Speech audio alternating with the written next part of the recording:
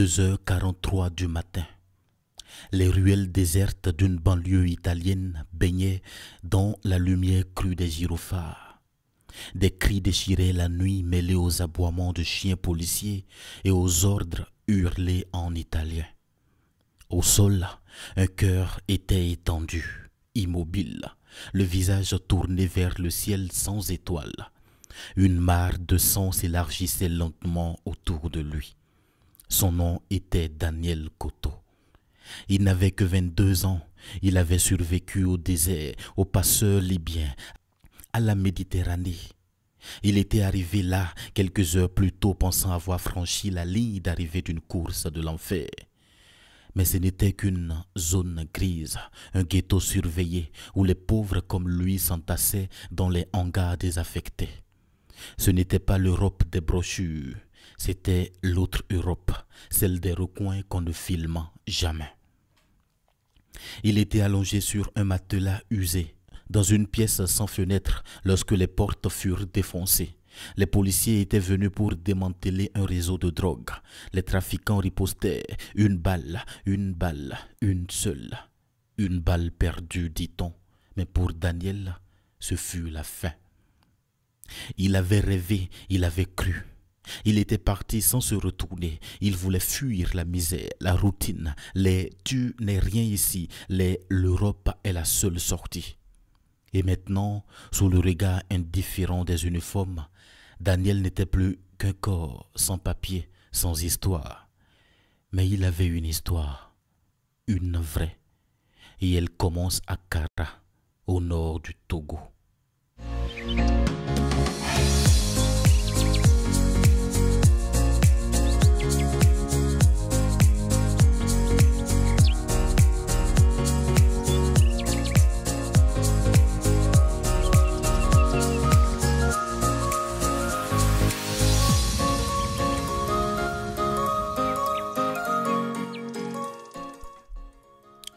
Le soleil de Kara se lève avec une douceur trompeuse.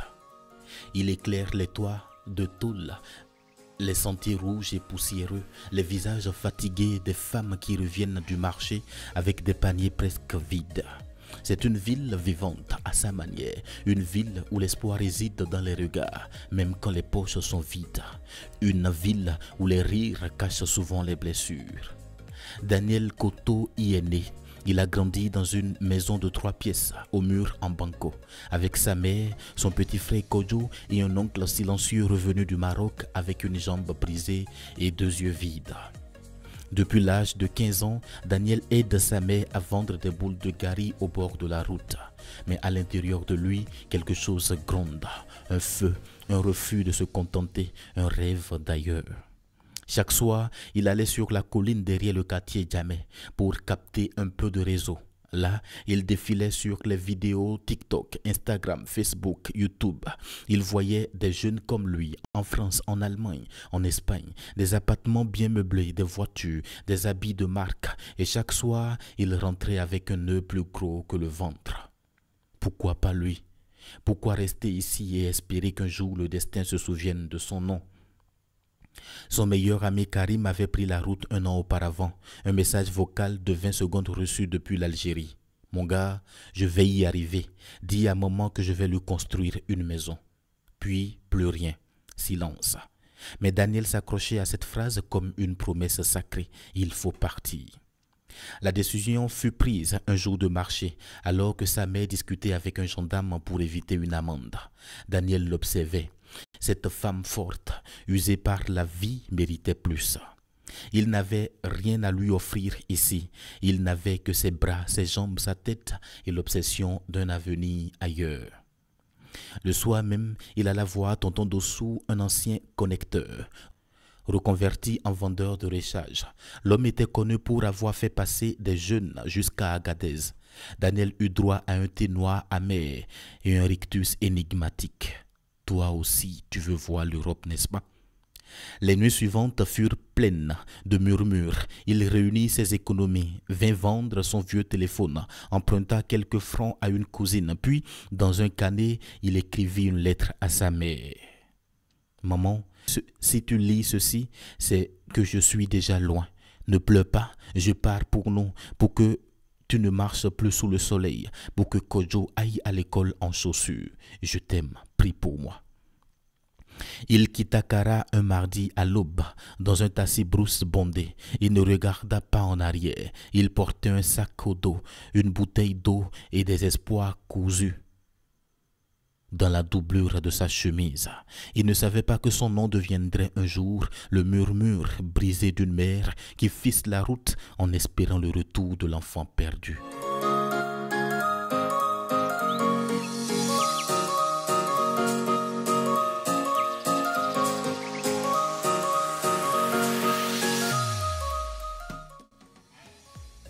Le vent du désert ne parle pas.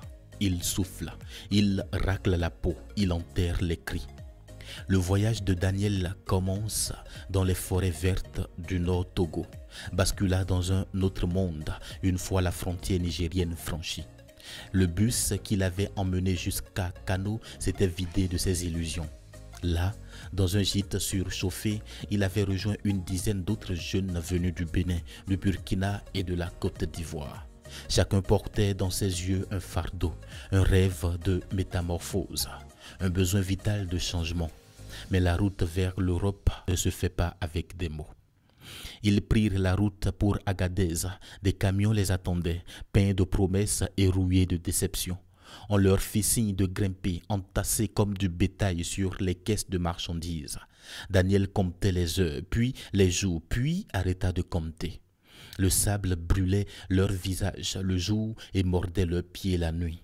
Certains priaient, d'autres chantaient des psaumes pour oublier la peur. Une fille s'était même effondrée le deuxième jour, déshydratation. Le conducteur n'avait même pas ralenti. Quand il atteignit Saba en Libye, les passeurs changeaient de visage. Ici, l'humanité était une monnaie qu'on avait déjà brûlée. Ils furent parqués dans un entrepôt sans chair, gardés par des hommes armés de Kalachnikov. On leur força à appeler leur famille, à pleurer, à supplier pour envoyer de l'argent. Daniel avait les mains tremblantes quand il appela sa mère. Elle n'avait rien, mais elle trouva une voisine, puis une tante, puis vendit le frigo. Elle envoya ce qu'elle put.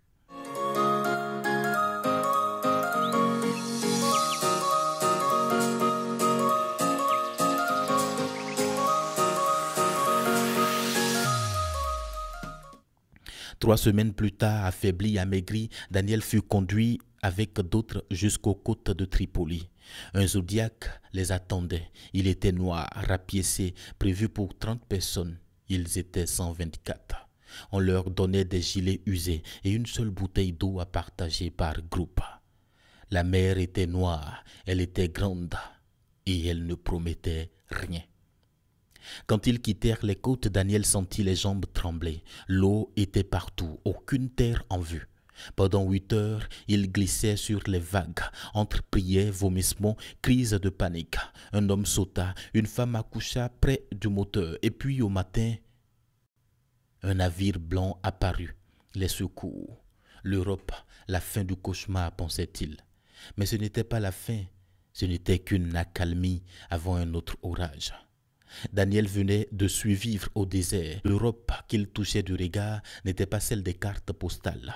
Elle était faite de centres d'accueil bondés, de formulaires, de regards froids, de grillages et d'attentes sans fin. Et pourtant, dans son cœur, une voix murmurait encore « Tu as réussi ».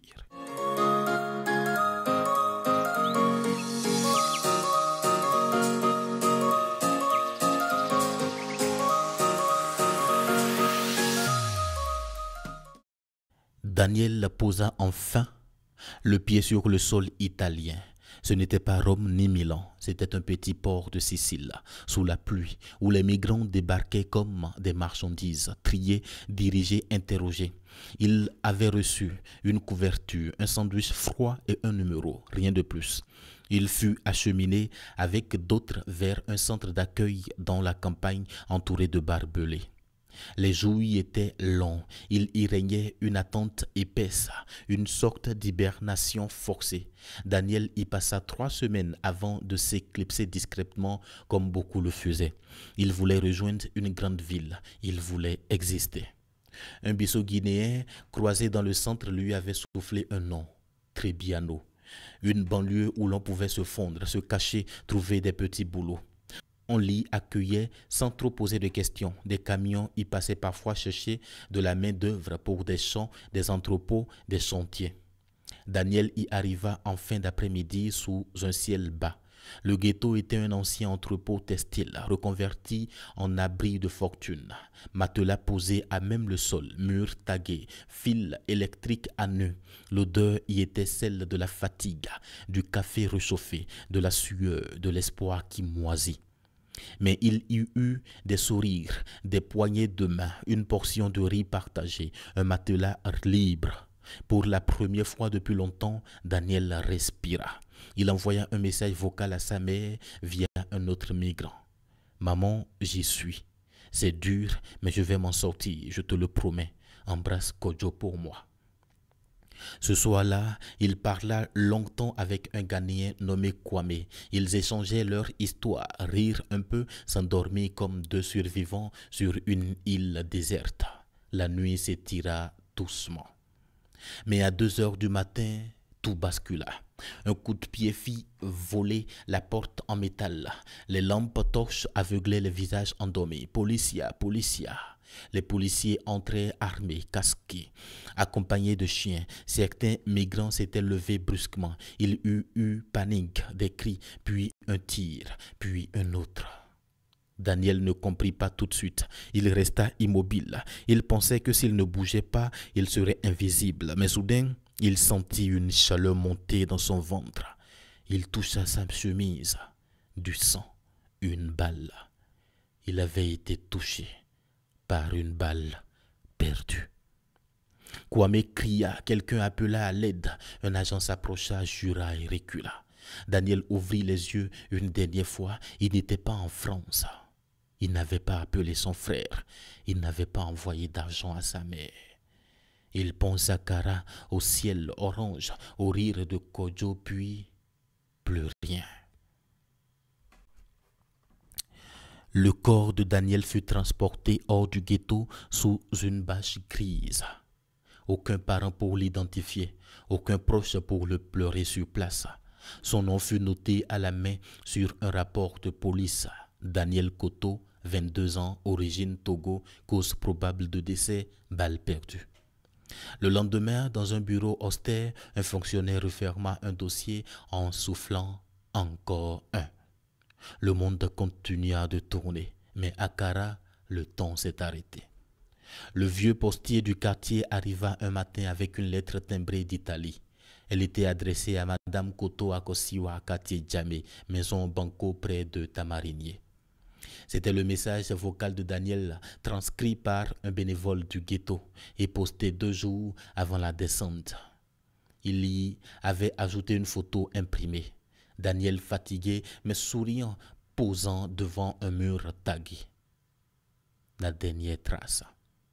Quand la mère lut la lettre, elle tomba à genoux. Les voisines accoururent. On crut à un malaise, mais ses larmes suffoquées disaient autre chose. Elle ne cria pas, elle n'eut pas la force. Elle rassembla les habits de Daniel, encore pliés dans l'armoire. Elle les posa au centre de la cour, les regarda, puis ferma les yeux. Elle venait de perdre son fils 2 fois, en le laissant partir et maintenant en le sachant mort. Le chef du quartier convoqua les anciens. On fit venir le griot sous le grand manguier. Il chanta l'histoire de Daniel, pas comme une plainte, mais comme un avertissement. Il raconta le désert, la mer, le ghetto. Il parla de la balle, du silence, de l'Europe qui avale les corps comme la mer avale les bateaux. Et dans le village, un frisson traversa les lames. Les jeunes du quartier organisaient une soirée hommage. Ils projetaient des images de voyages clandestins. Ils parlaient des rêves et de leurs dangers. Pour la première fois, on parla de rester, de construire, de réinventer l'avenir ici, chez soi. Un débat fut lancé. L'Eldorado est-il vraiment ailleurs? Certains pleuraient, d'autres réfléchirent. Le nom de Daniel fut peint sur un mur de quartier en grandes lettres. Daniel Koto parti pour mieux vivre, mort pour avoir voulu vivre mieux. Et chaque fois que le vent soufflait entre les ruelles de Kara, on croyait entendre son pas léger, son rire discret, son rêve interrompu.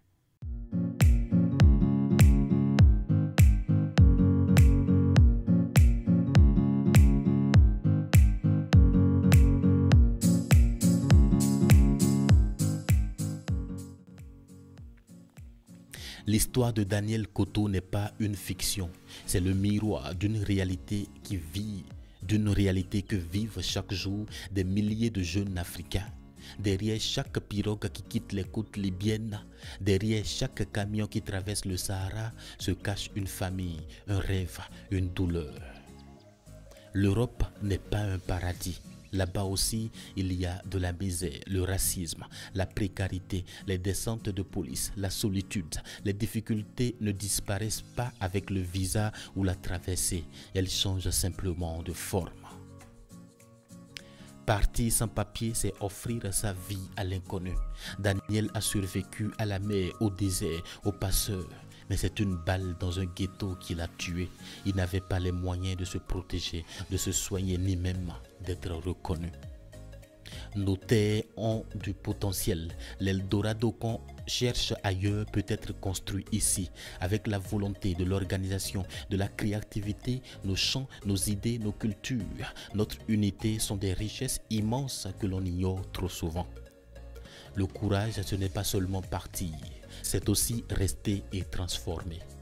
Daniel a eu le courage de partir, mais ceux qui ont eu le courage de rester, de bâtir ici, de crier, d'aider, de résister sont aussi des héros. L'Afrique a besoin d'eux. L'information est une arme. Beaucoup de jeunes partent mal informés. Ils ne connaissent ni les réalités ni les dangers. Parler, sensibiliser, raconter des histoires comme celle-ci, c'est semer des graines de lucidité. Daniel est mort, mais son rêve ne doit pas mourir avec lui. Il doit renaître dans le cœur d'une jeunesse consciente, une jeunesse qui se lève, non pour fuir, mais pour élever.